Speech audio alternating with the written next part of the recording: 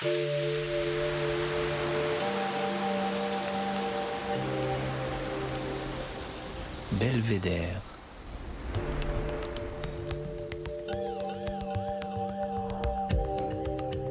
Le podcast du département de l'Isère.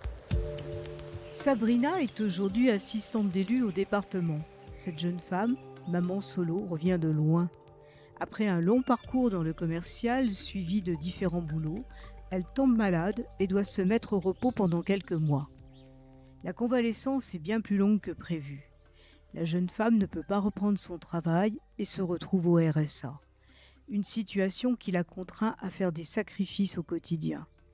Grâce à une association et avec l'aide de travailleuses sociales du département, elle reprend confiance en elle et retrouve un emploi dans lequel elle s'épanouit pleinement. Un témoignage émouvant qui jette un pavé dans la mare des idées reçues sur les personnes privées d'emploi. J'ai fait mes études dans la voie commerciale. J'ai toujours été active et j'ai été pendant plus de 12 ans responsable adjointe d'une boutique. La boutique ayant fermé, je me suis réorientée un petit peu. J'ai travaillé un peu de partout, à la SNCF, à la SDH. Au fur et à mesure des années, en fait, j'ai des soucis de santé qui se sont installés progressivement. Pendant que je travaillais, ça s'est aggravé et en fait, ça m'a conduit à faire un break professionnel pendant un certain temps. Donc un break qui m'a été imposé, c'était pas du tout un choix. Un break qui était censé durer quelques mois pour me remettre en forme un petit peu. Finalement, c'est étalé sur le temps avec quelques complications et je me suis retrouvée donc à percevoir des indemnités de chômage et ensuite de l'ASS. Alors l'ASS, il faut savoir que c'est ce qui remplace un petit peu le RSA pour les personnes qui ont travaillé suffisamment longtemps en fait, et j'avais pas le droit exactement à la même chose que les personnes qui avaient le droit au RSA. Donc j'avais des petits compléments à côté de la CAF. Mais pour vous donner un ordre d'idée, c'était de l'ordre de 700 et quelques euros par mois, sachant que je suis maman solo avec une ado à la maison. Et 700 euros par mois pour deux personnes, c'est assez difficile à gérer. Donc ça a été une période particulièrement difficile parce que, mis à part justement le côté difficulté financière, il y avait ma difficulté de santé, en fait, mes problèmes de santé, qui impactaient beaucoup mon moral et puis toutes les choses de la vie, le quotidien, les démarches administratives, les courses, enfin tout ce qui concerne tout le monde, quoi. Avec à peu près 700 euros par mois, en fait, on ne survit pas, je vais pas exagérer, mais on vit tout juste, en fait. Les revenus étant limités, on a de quoi payer les factures, le loyer, l'électricité, l'eau, les abonnements, tout est compté vraiment à la virgule près. Les courses font partie des choses qui sont très frustrantes parce qu'on peut pas s'offrir ce qu'on veut et on fait appel rapidement à des organismes comme les Restaurants du Cœur, comme le Secours Populaire, comme une association qui s'appelle Bien-être pour elle. Et en fait, au départ, on est un peu réticent parce qu'on se dit qu'on n'est pas trop légitime. On se dit, bon, on a quand même certains revenus, on n'est pas SDF, on dort pas dehors. Enfin voilà, on a un toit sur la tête, et puis on a nos bras, nos jambes, on peut quand même se bouger. Et puis finalement, pas tant que ça. Alors vous vous êtes retrouvée sans travail avec un minimum de revenus.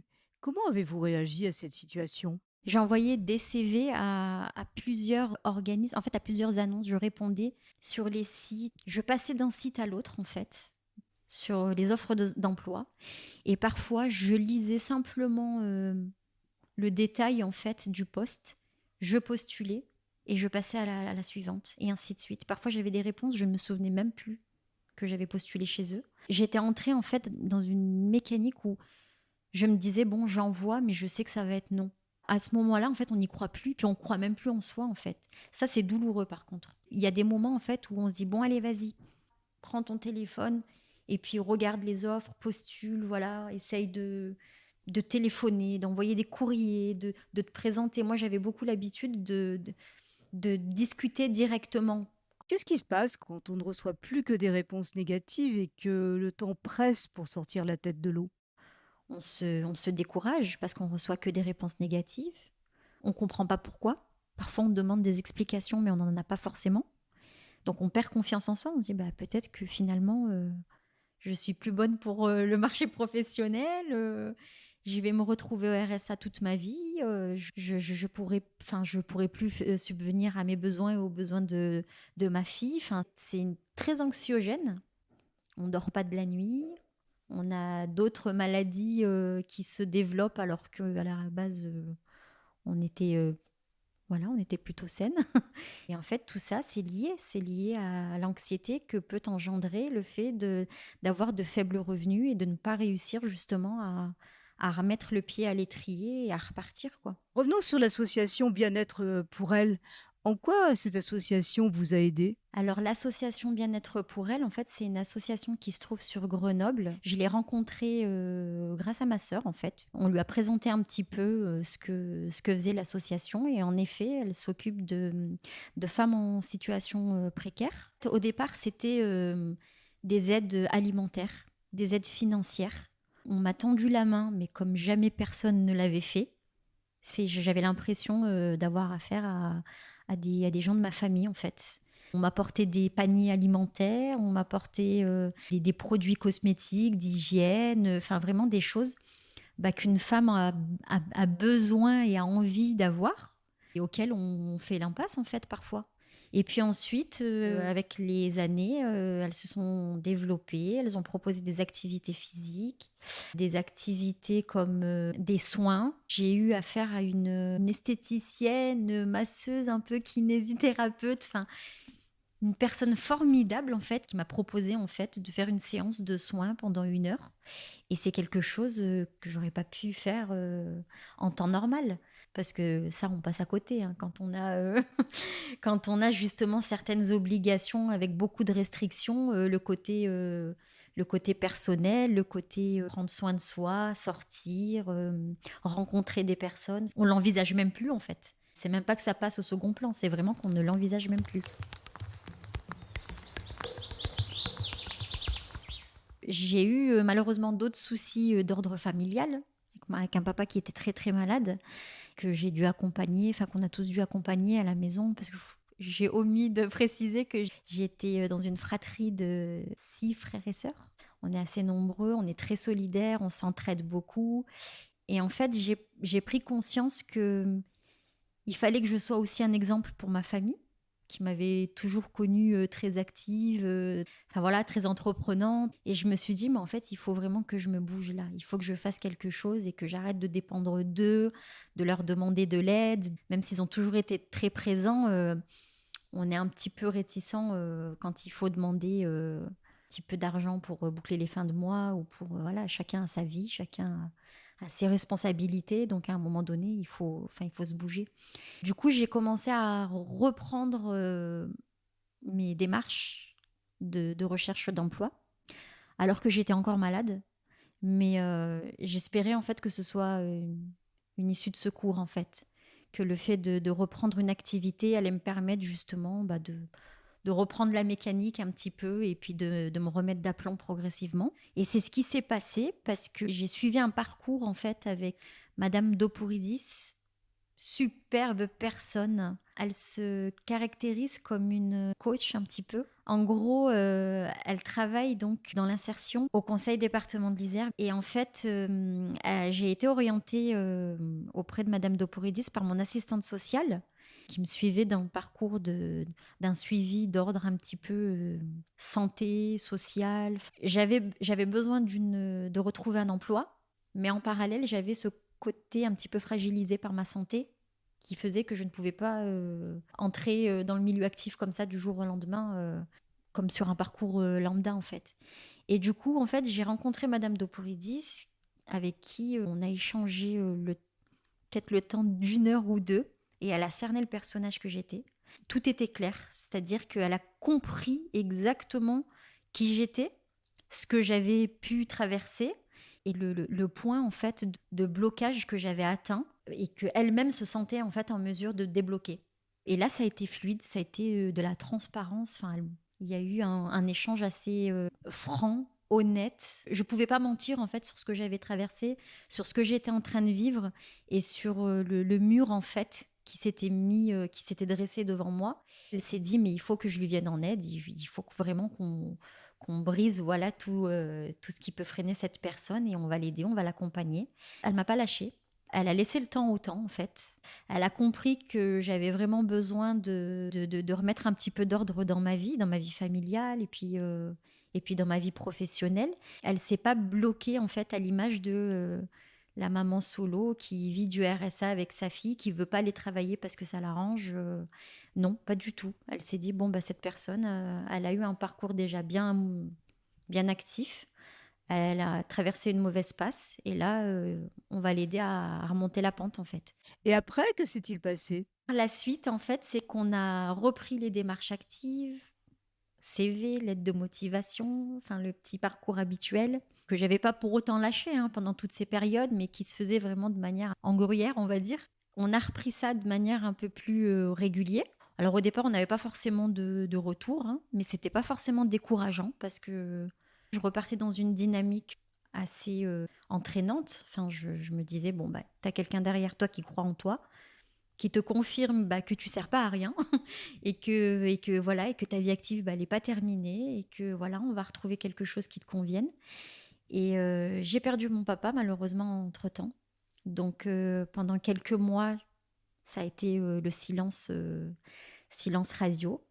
Mais Madame Doporidis, qui était informée de la situation, encore une fois, a laissé le temps. Et à la rentrée en fait 2022, on s'est recontacté et puis on est reparti de plus belle. Ben, en envoyant des CV encore et encore. J'ai eu un entretien, donc un appel du département. Donc j'ai été contactée par le département qui m'a proposé éventuellement de les rencontrer et de découvrir le poste qu'on avait à me proposer. Alors initialement, c'était pas du tout un poste pour lequel j'avais postulé. Et à ma grande surprise, en fait, le poste pour lequel j'avais postulé m'a rappelé quasiment quelques heures après. Donc vraiment sur peut-être une journée, j'ai eu 2 appels du département qui me proposaient en fait un entretien. Et voilà comment je me suis retrouvée en fait au service des élus. Le service des élus, en fait, je ne connaissais absolument pas. On m'a présenté le poste en m'expliquant qu'en fait, c'était associé à secrétaire de direction.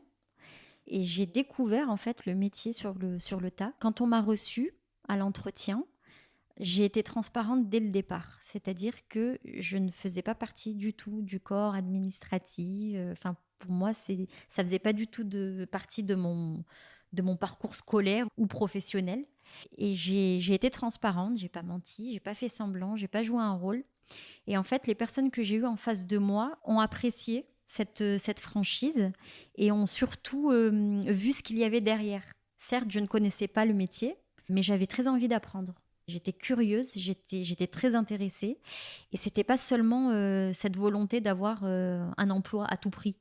C'était vraiment le poste qui m'intéressait et tout ce qui pouvait représenter le département, les différentes possibilités d'évolution. Enfin, vraiment, je me suis dit, mais là, vraiment, je vais pouvoir apprendre un paquet de choses. Et en fait, elles se sont focalisées sur cette envie. Et en fait, elles m'ont permis elles m'ont donné ma chance par rapport à ce trait de caractère, je pense. Et je leur en remercie énormément parce que pendant toutes mes recherches d'emploi que j'ai pu faire auparavant, on se focalisait soit sur mon expérience, c'est-à-dire que moi qui voulais dévier de la voie commerciale, on me disait, c'est là où vous avez le plus d'expérience, donc c'est là où vous allez retourner.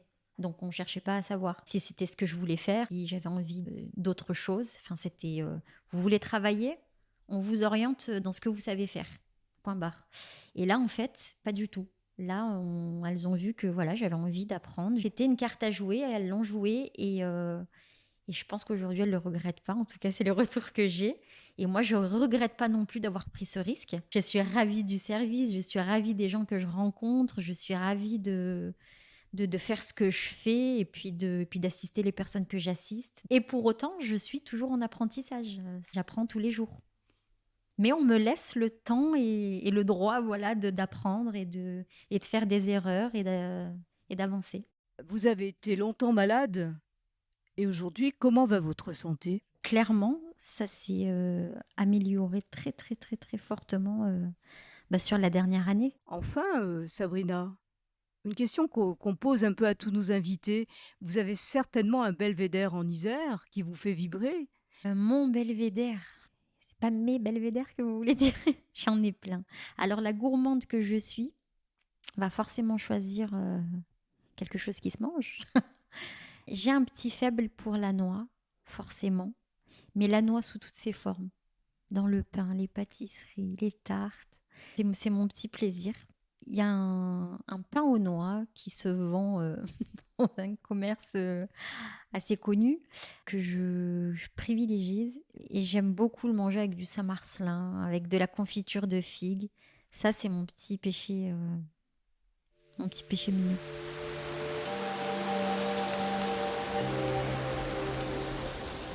Belvédère.